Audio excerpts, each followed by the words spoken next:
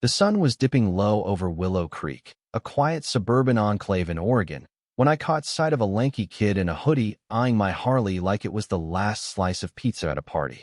It was a muggy July evening in 2024, and I was halfway through a turkey sandwich, barefoot on my porch, when this stranger swung a leg over my bike like he'd been born to ride it. His name, I'd later learn, was Ethan, a 17-year-old with a skateboarder's swagger and the kind of confidence that only comes from watching too many stunt videos online.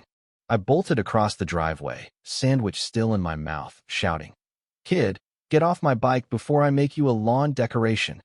That Harley wasn't just a machine, it was a $60,000 piece of my soul, tricked out with a custom GPS-linked, silent alarm system I'd installed after a neighbor's truck got stolen last fall.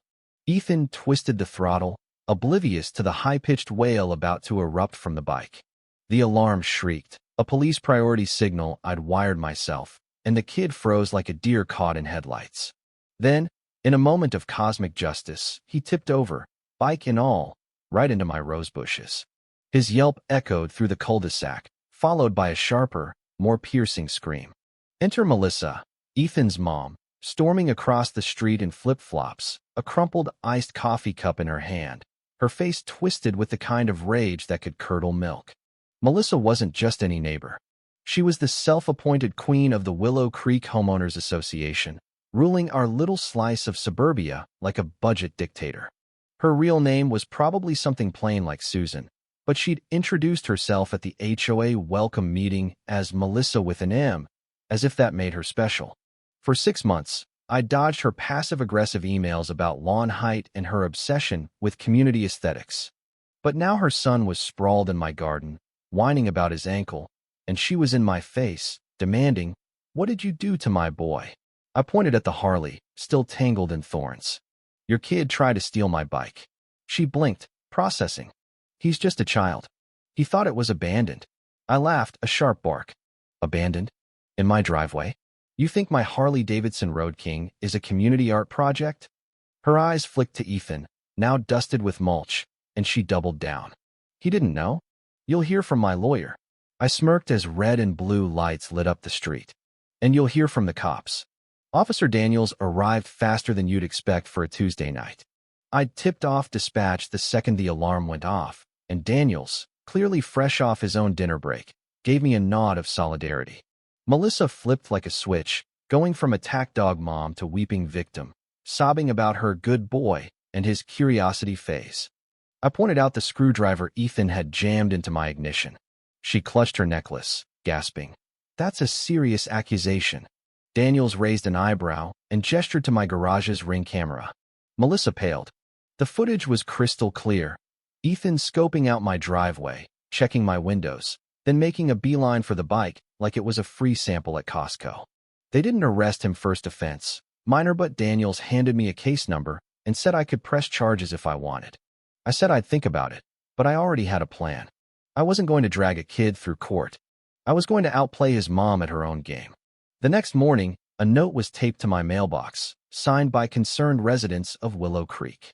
It called my Harley an eyesore and a danger to our children, demanding I hide it within 72 hours. Melissa's name was scrawled at the top. I laughed so hard I scared the neighbor's dog.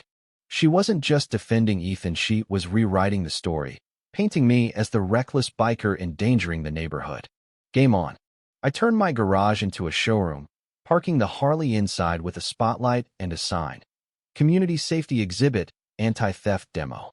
I printed flyers about vehicle security, leaving them out for anyone curious. Nothing named Melissa or Ethan, but the message was loud and clear. She lost it. Emails flooded in, followed by an HOA citation for excessive noise, though I hadn't started the bike in weeks. Then came a surprise yard inspection. I documented everything: screenshots, timestamps, recordings in a folder I called Melissa Meltdown. Here's the thing. I'm not just some guy with a bike. I'm a security systems consultant. That Harley was my retirement gift, wired with trackers, backup batteries, and a direct line to the police. I'd built it to be unstealable because in my line of work, if something can be taken, it will be. Melissa thought she was fighting a loud neighbor. She was poking a guy who read HOA bylaws for fun and had more cameras than a reality show. Then came the real twist. Two suits from an insurance company showed up, claiming Melissa had filed a claim against me. Apparently, Ethan's twisted ankle was my fault because I'd negligently parked my bike. I showed them the flattened rose bushes and the tire marks that led nowhere. He walked into my yard, tried to hotwire my bike, and fell. I'm liable because I didn't pave my driveway in bubble wrap. They look like they'd rather be anywhere else. One muttered, "Check your policy." She's digging. That night, I found the trap in the HOA bylaws, buried in fine print. All visible vehicles had to be registered in a community log, or you could be liable for incidents. Guess who'd pushed that rule through last year? Melissa. I registered my Harley and my old Vespa, citing them as educational security displays under the same loophole she used for her wine tastings. Then I requested a slot at the next HOA meeting for a youth crime prevention talk. Melissa called me, voice dripping with fake sweetness. "Your presentation isn't necessary." I replied, "Funny, I thought the neighborhood would want to know about recent theft attempts." Silence. Click. She hung up. Things escalated fast. A new letter appeared, this time from the Willow Creek Youth Safety Task Force, Melissa and her yoga friend, Linda. It accused me of emotionally targeting Ethan with my cameras and signs, creating an unsafe psychological environment. I choked on my coffee laughing. But Melissa was playing a long game, death by 1,000 paper cuts. She didn't know I thrived on paperwork. I sent a 10-page rebuttal to the HOA, citing laws, bylaws, and a notarized statement from Daniels. I even invited her to my next safety workshop, complete with free donuts. Then rumors started. Ethan hadn't been seen. Linda whispered he'd been expelled from school after Melissa tried to suppress my ring footage, only for the school board to see it and suspend him for vandalism and theft. Her plan backfired, splitting the neighborhood. Some thanked me quietly. Others avoided me like I was contagious. The courtroom was a circus. Melissa sat across from me, pearls gleaming, Ethan fidgeting beside her. My lawyer, Sarah, was a shark in heels, dismantling Melissa's injunction request with surgical precision. She showed the judge the footage, the screwdriver, the HOA compliance records, and a recording of Melissa threatening me. The judge shut her down flat. "I see a neighbor protecting his property, not harassment." Outside, Sarah muttered, "She's not done. She'll come at you sideways." She did. Letters appeared on my garage door, even my trash can, listing fake infractions, noise pollution, intimidating signage, provocative vehicle placement. None were official, just Melissa's propaganda. Then came the HOA vote to ban recreational vehicles in view of the street, pushed by Melissa. I went door to door with flyers, calm and factual, explaining the rules overreach. At the meeting, Melissa played the safety card, but I countered. This punishes homeowners for legal property. Today it's my bike, tomorrow it's your kayak. The vote passed by 3, but I'd already moved my Harley into the garage behind glass doors, exploiting a bylaw exemption. When the compliance officer checked, he just sighed and left. Melissa tried to close the loophole, but the board was done with her drama. Then Daniels dropped a bomb. Ethan wasn't just suspended, was expelled for vandalism and bragging about the theft online.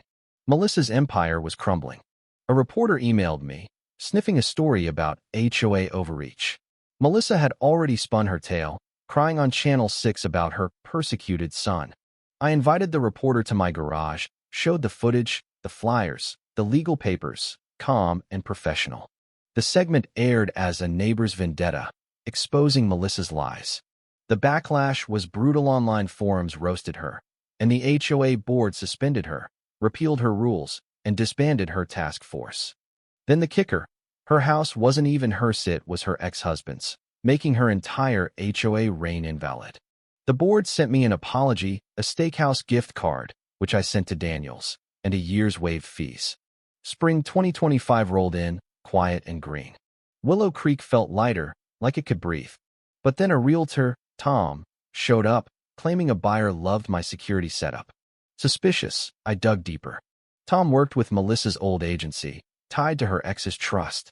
She was trying to plant a new ally in the neighborhood, a guy named Vince who offered me a board seat to modernize the HOA. I told him to get lost. This wasn't about power, it was about peace.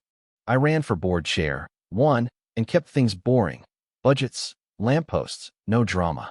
But I know Melissa's out there, plotting her next move. People like her don't quit, they fester. So what do you think? Was I too harsh, or did Melissa deserve it? Should neighbors fight fire with fire, or just let it go? Would you have pressed charges against Ethan, or given him a pass? Drop a comment, hit like, and subscribe for more real-life drama. Let's hear your take.